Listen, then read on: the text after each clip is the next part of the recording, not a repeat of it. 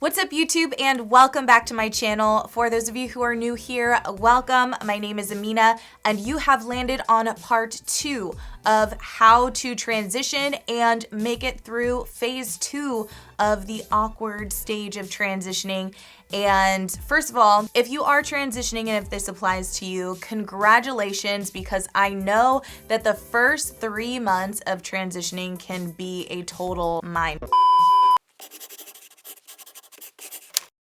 So now that you are on to phase 2, which to me, month 3 through month 6 is, I would say, one of the most transformative months of your transition. Like I mentioned in the previous video, your hair grows on average at about a ½ an inch a month. Some people it's a quarter, some people it's a little bit more than that.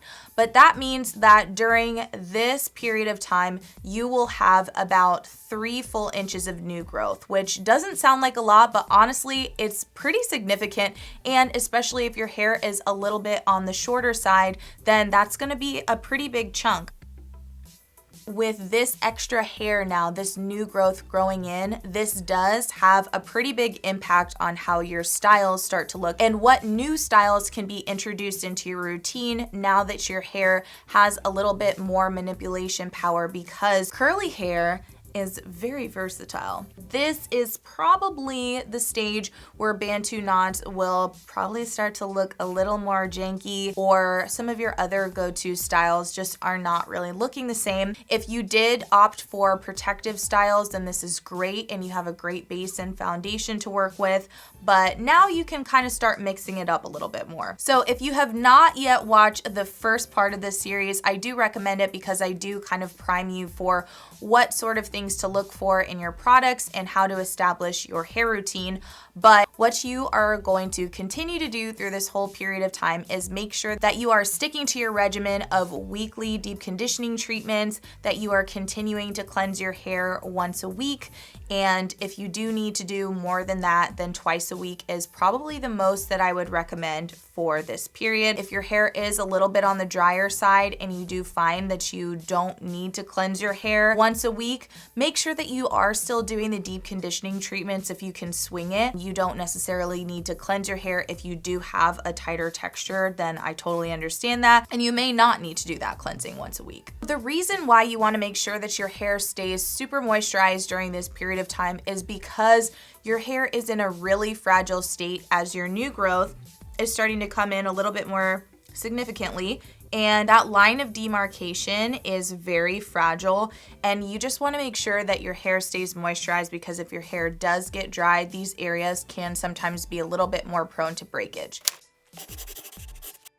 So with all of that in mind, now we get into a little bit more of the fun part of transitioning, because you get to experiment a lot more with your hair. What I had a lot of fun with during this period of time were flexi rods and perm rods. So I have 2 tutorials on both of these styles, but flexi rods were my go-to pretty much for this whole period of time, and until they started to look a little bit rough or they weren't really holding together like they used to, then I transitioned over to perm rods, which I had a lot of success with. So during this new phase, you're really not going to need too many new products, but you may want to invest in some new tools to use. So flexi rods, my favorites were the orange size and the purple.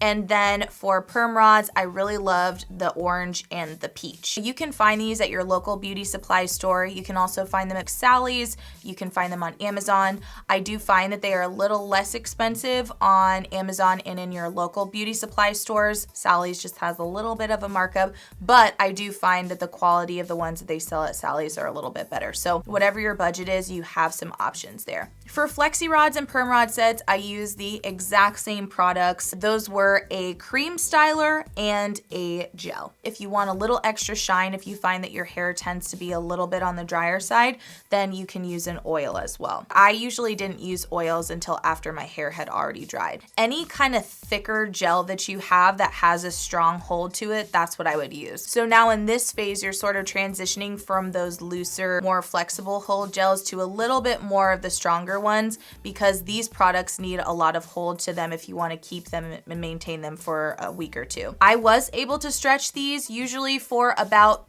a week and a half, which was amazing for me. So what I did during this period of time is I had a dedicated hair day.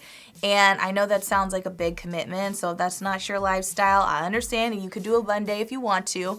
But if you do want to mix it up and have a style that's going to last you through a week or two, then I highly recommend doing these styles, maybe picking a Sunday afternoon to get your styles, dry them either during the day or overnight, and then you will wake up to a beautiful head of hair with curls in it that you could just have fun with. Doing the flexi rod sets for me kind of got me into the mindset of really seeing my hair with an actual curl to it, which was brand new for me. You do sort of get into the habit during this period of time into seeing your hair with curls. That's what I would recommend because, like I said, this is not just a transition of physically transforming your head, but it's also a mental journey, it's a spiritual journey, just starting to move into this new chapter of embracing your natural look.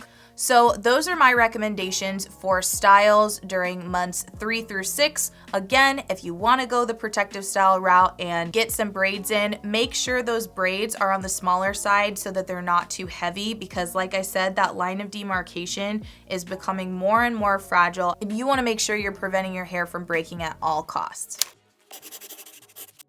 Now, like I said in the last video, you want to make sure that you are paying attention to those split ends, and also as you start to see your curls growing out, it is going to be a little frustrating because you haven't grown out enough hair to really see your full curl pattern yet, and you're not really going to be able to guess what your curl pattern is if you don't know already. So don't get attached to, oh, I'm a 3 or I'm a 4. Curl typing is really just meant to help you make the best product selections for your hair and really understand how your hair works, what it might respond best to. It's not to put you in any kind of box. You're not there yet and don't need to figure it out, but make sure that you are trimming your hair as much as possible and as you feel comfortable, just to kind of give your hair a little bit of a lift. Make sure that those damaged ends are off because we want to retain as much length as we can. I know this is probably one of the more awkward stages because it might feel a little half and half. You are really trying to figure out what your curls are doing or if you're going to like your naturally curly hair. When I was transitioning, I had never let it grow out that far because I was on a serious relaxer cycle. Like every 8 weeks we are back in here. When I got to the 3rd month, the 4th month, the 5th month, I was like, oh no, what is my hair about to be? And then as it continued to grow, I was like, okay, I think my curls might be a little looser than I thought they were gonna be. I was really trying to anticipate what my hair was, but during this stage, you're not there yet, and it's okay. One thing I want to prepare you for in this stage, if you haven't already experienced it in the last 3 months, the new styles that you try out, you will not always have good hair days. And those are so frustrating because when you're used to straightening your hair all the time or relaxing your hair, you do have a lot of control. And I think it's so easy to get addicted to having more control over your hair days. But because you are in a transition period, some days are not going to be the best hair days, but trial and error is going to be your biggest teacher. One of the things that helped me the most is knowing how to maintain my hair overnight because as I was doing these protective styles, I really wanted to stretch them as long as possible because they take forever. And I know it's a huge time investment, so you want to be able to stretch these styles out. So what I like to do is put my hair in a pineapple when I sleep and always make sure that I am sleeping with some sort of satin scarf, silk scarf. You can do a silk pillowcase, but I prefer a scarf because you have a little bit more control of how your hair is going to fall overnight. My preferred method is a double pineapple. Now, the reason I do a double pineapple at night is because I don't want to crush the back of my curls. And usually when you put all of your hair up at the top, somebody is getting super stretched. And there we go. So this is how I sleep, and then I will put a satin scarf around my head so that my hair is going to be pushed up like this. And this is going to make sure that you are able to stretch your hair as much as possible. Now, if you wake up in the morning, you shake out your hair. And of course, with curly styles, if you are not happy with how it falls, a handy dandy pick is all you need. And you are just going to put it at your root and pull just an inch or two, nothing too aggressive. Look at that volume. Ooh.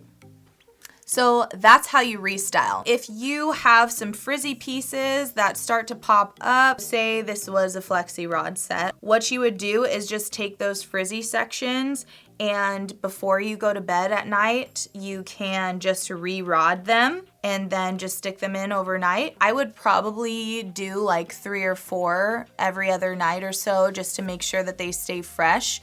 And that's how I was able to stretch them for a couple weeks. Instead of just letting them all frizz out, just being proactive and making sure that you're refreshing as much as possible will ensure that you are able to have a nice stress-free hair week or 2, which is amazing. I hope this information helped you. I know that this is an uncomfortable stage, but like I said, you have so many exciting options to try out. There are so many tutorials besides mine, which I'll stick right here. So much inspiration. We have so much versatility in our hair, and this is a stage where you're really going to start to experience that. So make sure that you remember to embrace this journey.